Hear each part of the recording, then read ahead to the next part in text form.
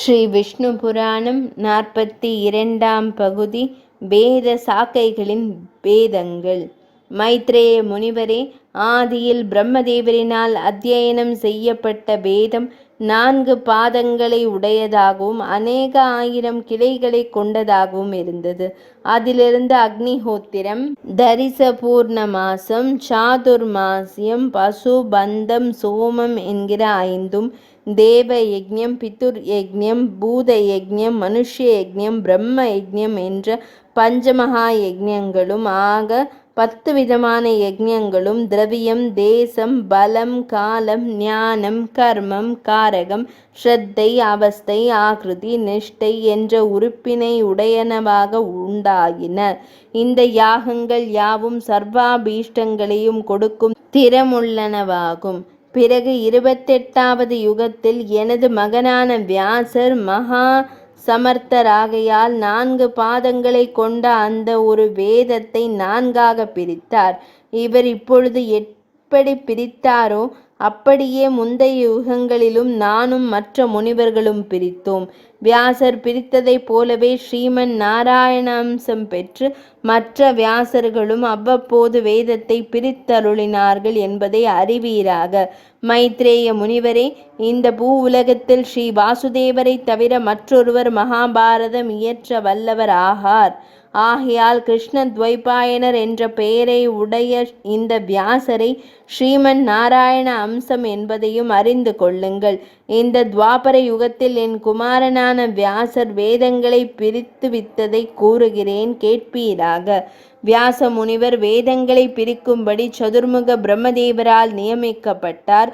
அவர் தாம் பிரித்த வேத சாக்கைகளை அத்தியாயன பரம்பரையினால் பிரவர்த்திப்பிக்க வல்லவர்களான சீடர்களை ஆராய்ந்து ரிக்வேதத்திற்கு பைல மகா முனிவரையும், யஜுர்வேதத்திற்கு வைசம்பாயன மகா முனிவரையும், சாம வேதத்திற்கு ஜைமினி முனிவரையும், அதர்வண வேதத்திற்கு சுமந்து முனிவரையும், இதிகாச புராணங்களுக்கு மகாமேதையான ரோமஹர்ஷனர் என்ற சூதரையும் பரிகிரகித்து அருளினார். அந்த உயர்வான உத்காதா, ஹோதா, பிரம்மா என்ற 4 வகையான சாதுர்ஹோத்திரம் ரித்துக்களில் காரியமுள்ளதாகையால் யாக ஹேதுவாக இருந்த வேதம் ஒன்றையே 4ஆக பிரித்தார். அவற்றினால் யஜ்ஞங்களை நடத்தி அருளினார். யஜுர்வேதங்களினால் அந்த வாயு காரியத்தையும், ரிக்வேதங்களினால் ஹோதாவின் காரியத்தையும், சாம வேதங்களினால் உத்காதாவின் செயலையும், இந்த 3 வேதங்களினாலேயும் அரசர்களுக்கு வேண்டிய சாந்திக பௌஷ்டிகாதிகளை உடைய அதர்வண வேதத்தாலேயும் பிரம்மாவின் செயலையும் ஏற்படுத்தினார். இனி வேதங்களை பிரித்தது எப்படியெனில், அகண்டமான வேதத்திலிருந்து ரிக்குகளை எல்லாம் பிரித்தெடுத்து ஒன்றாக்கி அதனை ரிக்வேதம் என்றும், யஜுசுகளை பிரித்தெடுத்து சேர்த்து யஜுர்வேதம் என்றும், சாமங்களை பிரித்தெடுத்து சேர்த்து சாமவேதம் என்றும் 3 வேதங்களை செய்து அரசர்களுக்கு முக்கியமான காரியங்களையும் புரோகித கிருத்தியத்தையும் நிறைவேற்றுவதற்காக அதர்வ பாகங்களை எல்லாம் சேர்த்தெடுத்து அதர்வண வேதத்தையும் செய்தருளினார்.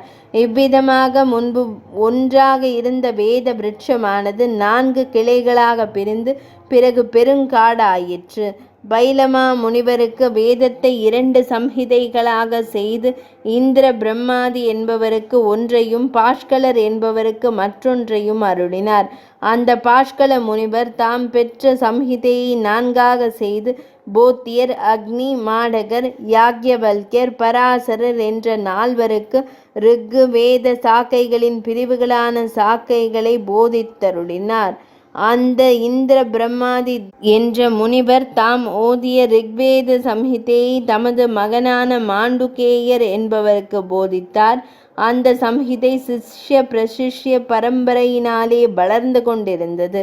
இப்படி இருக்கும் பொழுது வேதமித்ரன் என்ற சாக்கலையர் தாம் ஓதிய இந்திர பிரம்மாதி சாக்கையை 5ஆக செய்து முத்கலன், கோமுகன், வாட்சியன், சாலியன், கைச்சிரன் என்ற தம்முடைய மாணவர் 5வருக்கு கொடுத்தார்.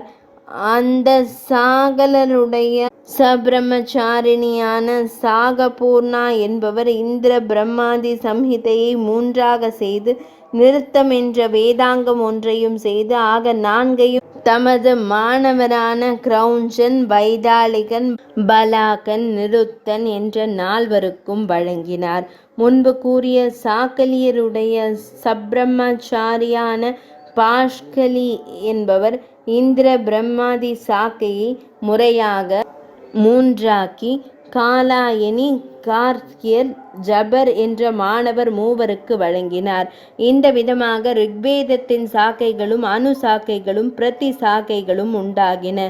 மைத்ரேய முனிவரே, ரிக்வேத சாக்கை கர்த்தாக்களான பஹ்ருசரை நான் உமக்கு தெரிவித்தேன். 42ஆம் பகுதி நிறைவடைந்தது.